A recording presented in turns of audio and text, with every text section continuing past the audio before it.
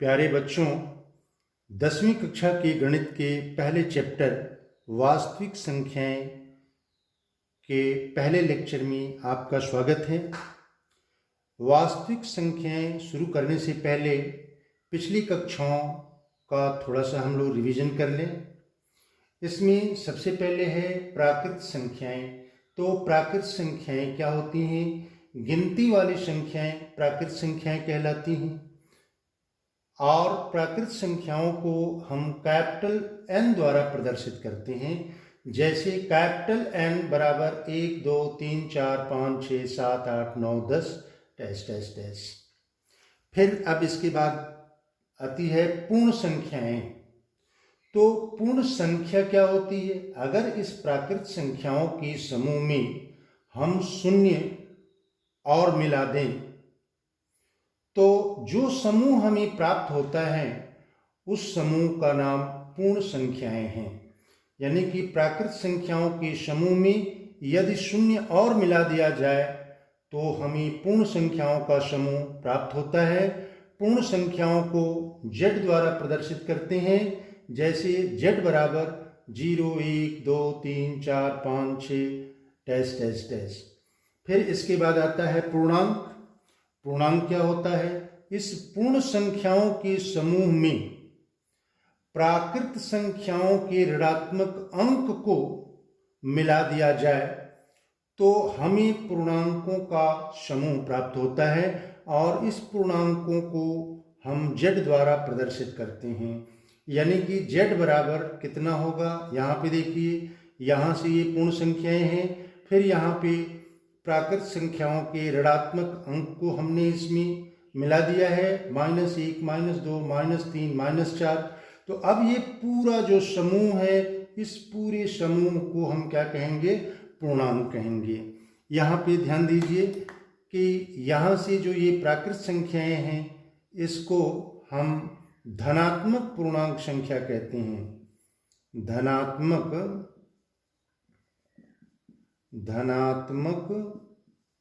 पूर्णांक, ठीक है। और यहाँ से ऋणात्मक संख्याएं जो हैं ये ऋणात्मक पूर्णांक संख्याएं कहलाती हैं। ऋणात्मक पूर्णांक, ठीक है। और ये 0, ये है शून्य। तो ये शून्य न तो ऋणात्मक होता है और न ही धनात्मक होता है, ठीक है। तो अब हम आगे बात करते हैं परिमेय संख्याओं की।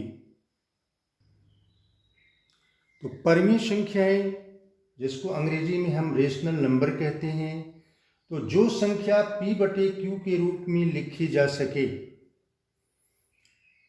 और p और q क्या हो? पूर्णांक हो तथा q शून्य के बराबर नहीं हो, एंड इन संख्याओं को हम परिमेय संख्या कहते हैं। जैसे अगर हम 3/5 लिखें तो ये 3 क्या होगा? यहाँ पे पूर्णांक संख्याओं का हम समुच्चय लिख लें, 0 1 2 3 4 5, फिर इधर -1 -2 -3 डैश डैश डैश। अब यहाँ पे ध्यान दीजिए, 3 और 5 ये दोनों क्या है? पूर्णांक हैं। और फिर यहाँ पे क्या कह रहे हैं कि q शून्य के बराबर न हो, यानी कि यहाँ पे हर में जो संख्या लिखी जा रही है वो 0 न हो। तो यहाँ 0 नहीं है, ये 5 है, इसलिए 3/5 को हम क्या कहेंगे? परिमेय संख्या कहेंगे, ठीक है। इसी तरह से अगर मान लीजिए -3 है और यहाँ पे 7 है तो -3 भी आपका क्या है? पूर्णांक है। 7 भी आपका यहाँ पूर्णांक है। 7 0 के बराबर नहीं है, इसलिए -3/7 भी क्या हुआ? परिमेय संख्या हुआ। एक चीज़ यहाँ पे ध्यान देने वाली बात है कि ये जितने भी पूर्णांक हैं ये सभी के सभी क्या होंगे? परिमेय संख्या होंगे। यहाँ पे देखिए, ये 0 को हम 0/1 1/1 2/1 3/1, इसी तरह से यहाँ पे -1/1 -2/1 -3/1। अब ये सब के सब परिमेय संख्याओं के परिभाषा को फॉलो कर रही हैं। सब p बटे q के रूप में है और q क्या है, हर जीरो के बराबर नहीं है। तो यहाँ से कंक्लूजन क्या निकला कि जितनी भी पूर्णांक संख्याएं हैं सभी की सभी परिमेय संख्याएं हैं। फिर जितनी पूर्ण संख्याएं हैं ये सब की सब क्या कहलाएंगी, पूर्णांक संख्याएं कहलाएंगी। फिर जितनी प्राकृत संख्याएं हैं ये सभी की सभी क्या कहलाएंगी, पूर्ण संख्याएं कहलाएंगी।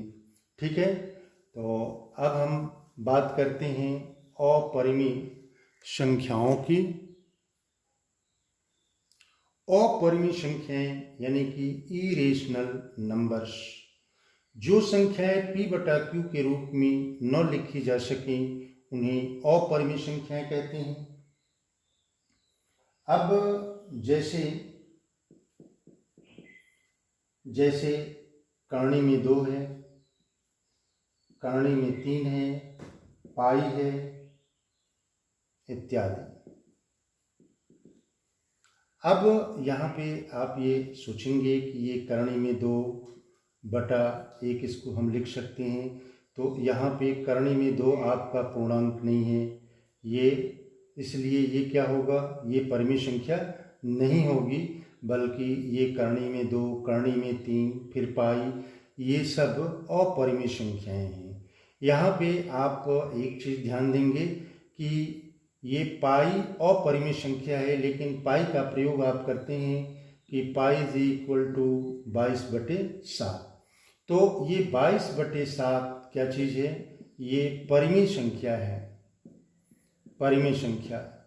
तो आप ये कह सकते हैं कि अगर 22/7 परिमेय संख्या है तो पाई भी क्या होना चाहिए, परिमेय संख्या होना चाहिए।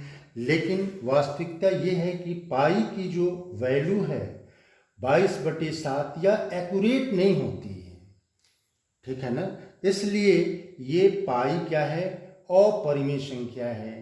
पाई आपका अपरिमेय संख्या है। ठीक है, अब हम बात करते हैं अपने टॉपिक की, जो हमारे चैप्टर का नाम है वास्तविक संख्याएं। वास्तविक संख्याएं यानी कि रियल नंबर, परिमेय तथा अपरिमेय संख्याओं का समूह वास्तविक संख्याएं कहलाती हैं। अभी हम लोगों ने परिमेय संख्या और अपरिमेय संख्याओं के बारे में पढ़ा है। अगर परिमेय संख्याएं और अपरिमेय संख्याओं को इकट्ठा कर दें, एक समूह में रख दें, तो उस पूरे समूह का नाम वास्तविक संख्याएं पड़ता है। ठीक है, अब इसके बाद जो हमारा पहला टॉपिक है वो है यूक्लिड विभाजन प्रमेयिका। यूक्लिड विभाजन प्रमेयिका। यूक्लिड विभाजन प्रमेयिका।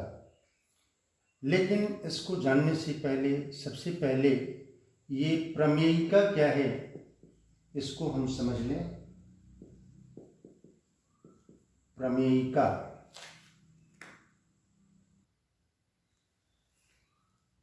यूक्लिड विभाजन प्रमेयिका में मैंने बताया कि प्रमेयिका का मतलब क्या है। प्रमेयिका को अंग्रेजी में हम लेमा कहते हैं। देखिए, प्रमेयिका एक सिद्ध किया हुआ कथन होता है और इस कथन का प्रयोग अन्य कथन को सिद्ध करने में किया जाता है। ठीक है, फिर से एक बार देखें। प्रमेयिका एक सिद्ध किया हुआ कथन होता है और इसे एक अन्य कथन को सिद्ध करने में प्रयोग किया जाता है। ठीक है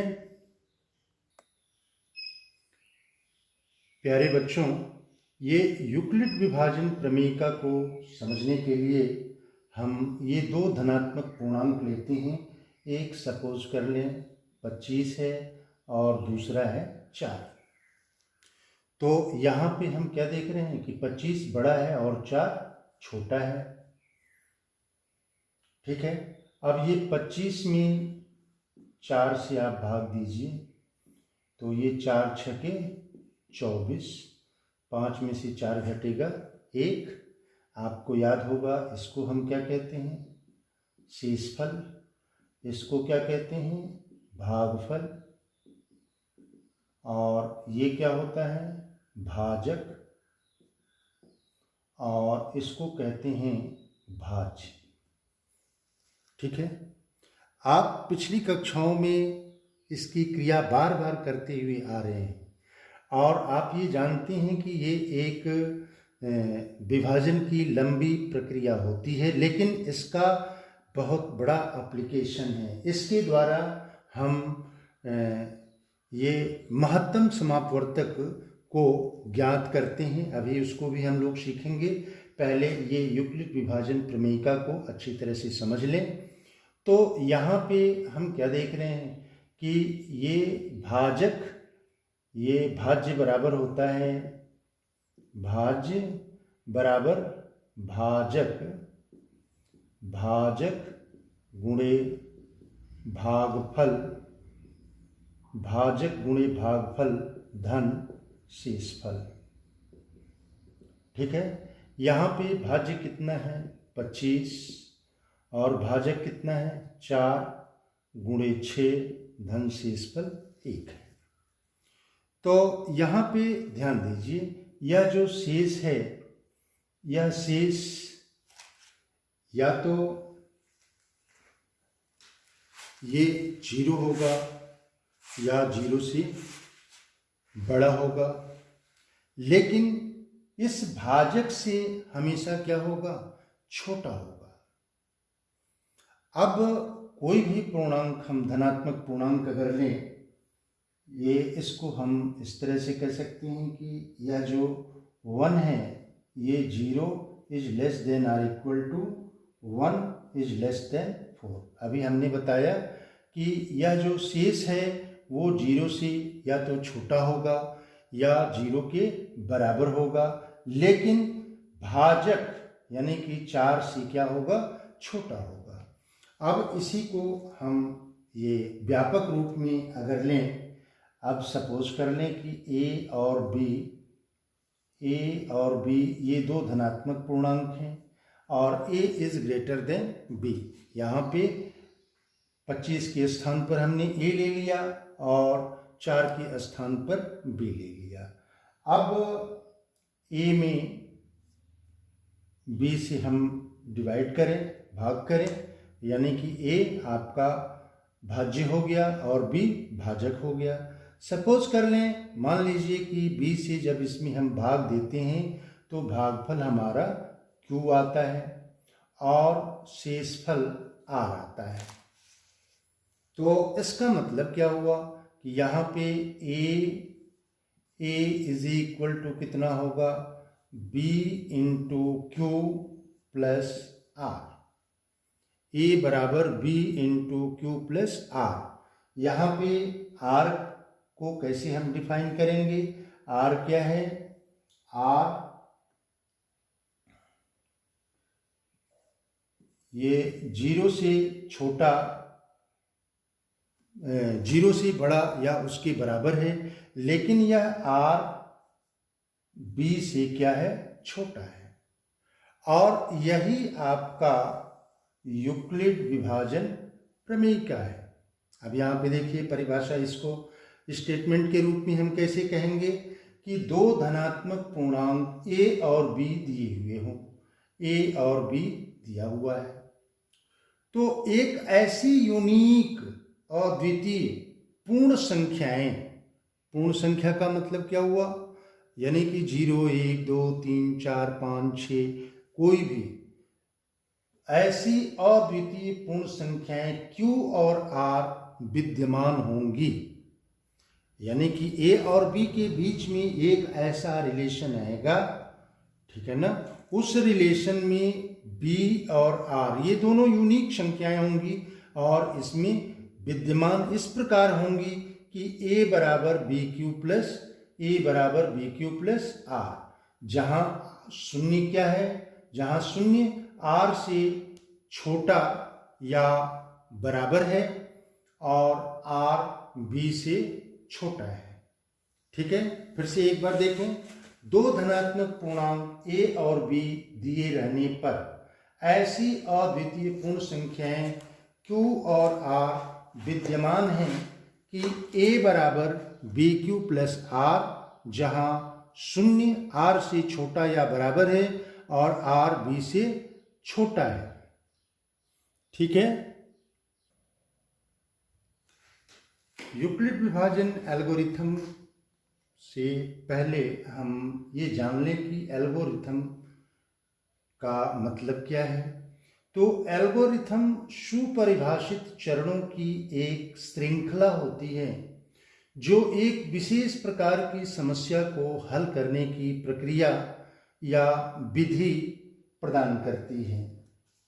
ये एल्गोरिथम 9वीं शताब्दी के एक फारसी गणितज्ञ अल-ख्वारिज़्मी के नाम से लिया गया है और इसकी सहायता से हम दो संख्याओं के हाईएस्ट कॉमन फैक्टर यानी कि महत्तम समापवर्त को ज्ञात करते हैं। तो अब चलिए देखते हैं यूक्लिड विभाजन एल्गोरिथम है क्या चीज। दो धनात्मक पूर्णांकों माना c और d का HCF हमको ज्ञात करना है। तो c और d का HCF ज्ञात करने के लिए विभिन्न चरण होंगे, जिसमें से पहला चरण है कि c और d के लिए यूक्लिड विभाजन प्रमेयिका का प्रयोग करके q और r ज्ञात करते हैं। यानी कि यहाँ पे सपोज कर लें ये c है तो c is greater than d। तो c is greater than d का मतलब क्या हुआ, c में हम d से भाग दें तो यहाँ पे भागफल अगर q आता है और शेषफल r आता है तो ये क्या हो जाएगा, c is equal to D Q plus r। ठीक है। अब यदि मान लीजिए कि यह r अगर 0 आ जाता है तो r अगर 0 आएगा तब यह d इस c और d का क्या कहलाएगा, HCF कहलाएगा। यदि r बराबर 0 तो d पूर्णांकों c और d का HCF होगा। यदि r is not equal to 0 हो, यदि r 0 के बराबर नहीं है तो इस स्थिति में पुनः अब d में हम क्या करेंगे, यहाँ पे r से फिर d में हम भाग करेंगे।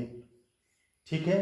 अब ये भागफल अगर मान लेते हैं कि ये Q1 आ रहा है और यहाँ पे शेषफल आपका अगर R1 है तो यहाँ पे ये कितना हो जाएगा, ये d बराबर r into Q1 plus R1।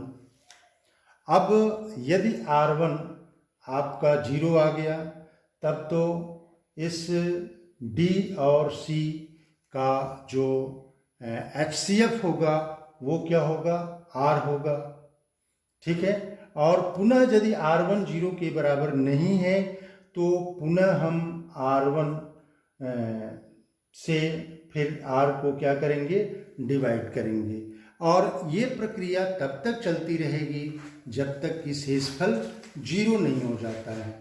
और शेषफल जब हमें 0 प्राप्त हो जाएगा तो इस स्थिति में जिस संख्या से हम भाग दे रहे हैं यानी कि जो भाजक है वही दी हुई दोनों संख्याओं का HCF कहलाएगा। जैसे एक छोटा सा एग्जाम्पल हम लेते हैं, ये सपोज कर लीजिए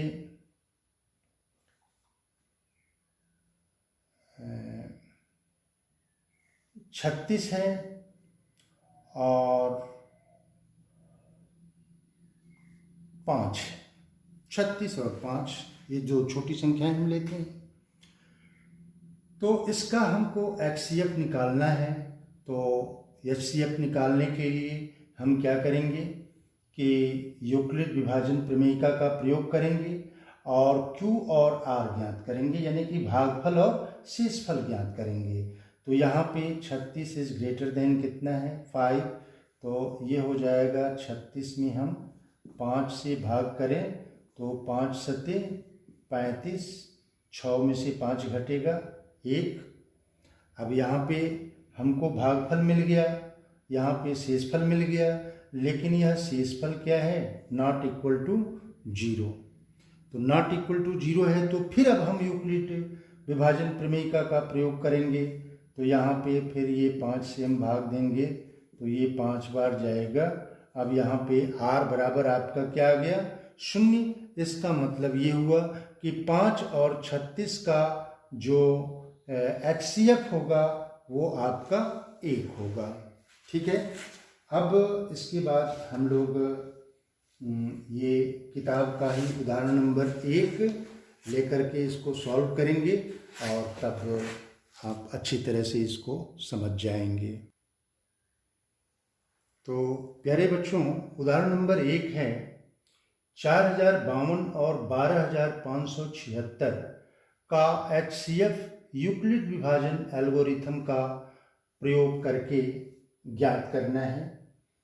तो यहाँ पे हम क्या देख रहे हैं कि 12576 इज ग्रेटर देन 4052। आपको याद होगा कि पहला जो चरण है वो क्या है, पहला चरण ये है कि ये इससे इसमें हम भाग देंगे और भागफल और शेषफल को ज्ञात करेंगे। अगर शेषफल 0 आता है तब तो भाजक इन दोनों संख्याओं का क्या कहलाएगा, HCF कहलाएगा। और अगर 0 नहीं आता है तो फिर हम अगले चरण में प्रवेश करेंगे। तो यूक्लिड विभाजन एल्गोरिथम से यहाँ पे देखिए, ये 12576 में हम 4052 से भाग दें, तो 4052 से भाग देंगे तो ये 3 बार जाएगा, तो 3 बार जाएगा, 3 दूनी 6 और 3 पचे 15, ये 15 हो जाएगा और 3 चौको 12। ठीक है।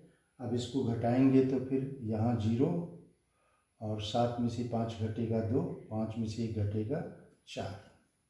तो यहाँ पे हम क्या देख रहे हैं, यहाँ देख रहे हैं कि हमको भागफल और शेषफल तो मिल गया, और ये जो शेषफल है ये 0 के बराबर नहीं है। तो यहाँ पे हम लिखेंगे यूक्लिड विभाजन एल्गोरिथम से, यूक्लिड विभाजन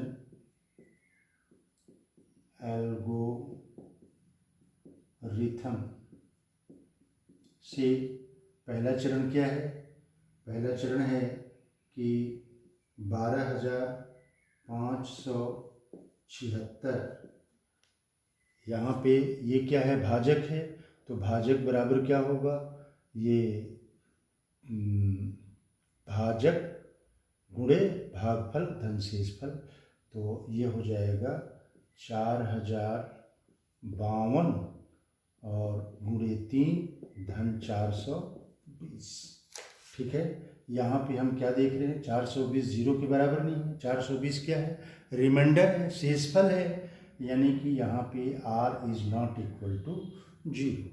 तो जब r is not equal to 0 तब फिर अब इस r से यानी कि शेषफल से हम भाग देंगे इसमें, तो ये हो जाएगा 4052। अब ये कितनी बार जाएगा, ये 4 9 36, 9 बार जाएगा, 9 शून्य 0, 9 दूनी 18 और 9 चौको 36।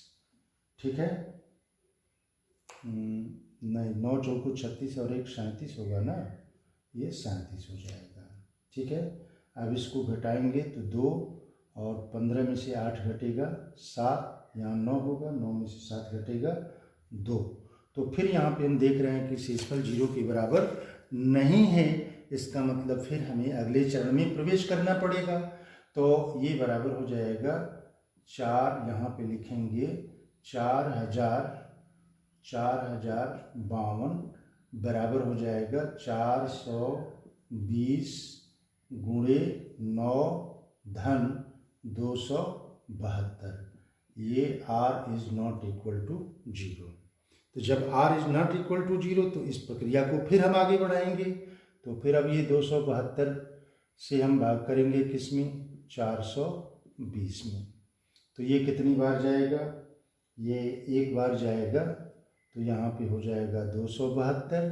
अब यहाँ 10 में से 2 घटेगा 8, यहाँ 11 में से 7 घटेगा 4, और यहाँ 3 में से 2 घटेगा 1। फिर ये 0 के बराबर नहीं आया, तो इसका मतलब क्या हुआ कि 420 बराबर 272 गुणे 1 धन 148, और यहाँ r is not equal to 0। तो जब r is not equal to 0 यानी कि ये शेषफल 0 अभी नहीं आया है, इसलिए इस प्रक्रिया को हमको और आगे बढ़ाना है। तो यहाँ पे फिर 272 में हम भाग देंगे, तब ये कितनी बार जाएगा, ये पुनः एक बार जाएगा। तो यहाँ पे 1 होगा, ये 148, 12 में से 8 घटेगा 4, और 6 में से 4 घटेगा 2, और 2 में से 1 घटेगा 1। पुनः ये 0 के बराबर नहीं आया, तो अब यहाँ पे होगा 272 बराबर 148 गुणे 1 धन 124, r is not equal to 0। ठीक है, अब जब r is not equal to 0 है तो फिर हम इस क्रिया को आगे बढ़ाएंगे। तो ये हो जाएगा यहाँ 148, अब ये एक बार जाएगा, तो एक बार जाएगा तो यहाँ 124 हो जाएगा। 8 में से 4 घटेगा 4, और 4 में से 2 घटेगा 2। ठीक है, अब यहाँ पे देख रहे हैं कि फिर ये 0 के बराबर नहीं है, इसका मतलब अभी हमें एक चरण और आगे जाना पड़ेगा। तो यहाँ पे ये 148 ये बराबर हो जाएगा कितना, 124 गुणे 1 धन 24, r is not equal to 0। ठीक है, अब हम ये 24 से भाग करेंगे 124 में। तो अब ये कितनी बार जाएगा, ये 5 बार जाएगा। तो 5 बार जाएगा तो ये 5 चौको 20, और 5 दूनी 10, और 2 12, ये आ गया आपका 4। अभी भी आपका r यानी कि रिमाइंडर यानी कि शेषफल 0 नहीं आया। इसका मतलब ये हुआ कि अभी आगे और अगले चरण में हमें प्रवेश करना होगा। तो ये बराबर हो जाएगा आपका 124 बराबर 24 गुणे 5 धन 4, यहाँ r is not equal to 0। तो अब पुनः हम ये 4 से भाग देंगे 24 में, यहाँ 4 छके 24, अब यहाँ आ गया 0। तो जब 0 आ गया तो इसका मतलब क्या हुआ कि लास्ट में जो भाजक होगा वही भाजक इन दोनों संख्याओं का महत्तम समापवर्त्य कहलाएगा। तो अब यहाँ पे ये होगा 24 बराबर 4 गुणे 6 धन 0। अब यहाँ पे r इज इक्वल टू क्या आ गया, 0। ठीक है, तो अब यहाँ शेषफल 0 है, इसलिए प्रक्रिया अब क्या होगी, यहीं समाप्त हो जाती हैं। चूँकि r इज इक्वल टू 0, इसलिए प्रक्रिया यहीं समाप्त हो जाती है। प्रक्रिया यहीं समाप्त हो जाती है, इसलिए HCF ऑफ कितना 4052 और 12576 का महत्तम समापवर्त कितना हो जाएगा, 4, और यही आंसर हो जाएगा। ठीक है, तो अब लेक्चर में यहीं समाप्त करता हूँ। ये मेरा लेक्चर कैसा लगा आप कमेंट बॉक्स में निश्चित कमेंट करिएगा और फिर अगले लेक्चर में हम लोग मिलेंगे। Best of luck.